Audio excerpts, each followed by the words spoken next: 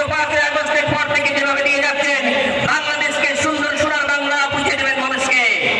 প্রিয় এলাকাবাসী এবং সাংবাদিকবৃন্দ এবং সংবাদ মাধ্যমের মাধ্যমে যে সকল জনসাধারণ আজকের এই বক্তব্য জনসভা দেখছেন, বাংলাদেশ আজকে একটা রোগাক্রান্ত দেশ।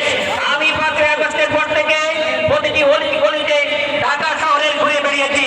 প্রত্যেকটি মানুষের একটি করছেন যে ডাক্তার সাহেব, এই যে অসুস্থ সমাজে রোগাক্রান্ত, আপনারা কি সুস্থ করতে পারবেন? আপনারা কি আমাদের বন্যা রোধ করতে পারবেন? আপনারা কি আমাদের এই দুঃশাসন বন্ধ করতে পারবেন? আপনারা কি আমাদেরকে চাঁদাবাজি বন্ধ করতে পারবেন?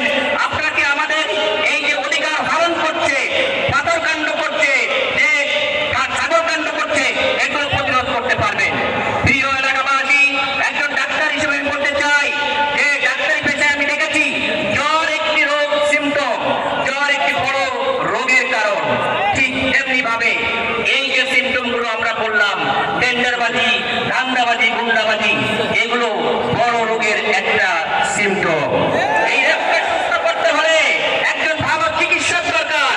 সেই চিকিৎসক হিসেবে ডাক্তার শফিকুর রহমানই বর্তমান সময়ে সবচেয়ে যোগ্য। আমি গেল 10 বছর সন্তানের মতো তার পিছনে থেকে দেখেছি কিভাবে সন্তানকে লালন করতে হয়, কিভাবে মাকে ভালোবাসা দিতে হয়, কিভাবে বোন এবং ভাইকে তার অধিকার বুঝিয়ে দিতে হয়।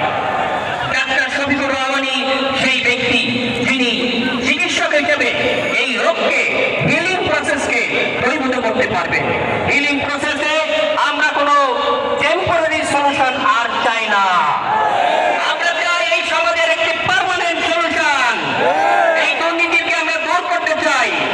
আমরা চাই সম্পূর্ণরূপে অতীতের নোংরা ডার্টি পলিটিক্সকে ছেড়ে ফেলে সৌহার্দ্যের, সম্প্রীতির, সমৃদ্ধির একটা সোনার বাংলা, মানুষের অধিকারকে ফিরে দিতে চাই, যেখানে সকলে তার ন্যায্যতার ভিত্তিতে, তার সম্মানের ভিত্তিতে তার অধিকার ফিরে পাবে।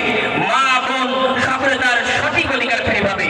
আগামীর বাংলাদেশ সোনার বাংলা করার অঙ্গীকার নিয়ে আমার কথা শেষ করছি। আসসালামু আলাইকুম।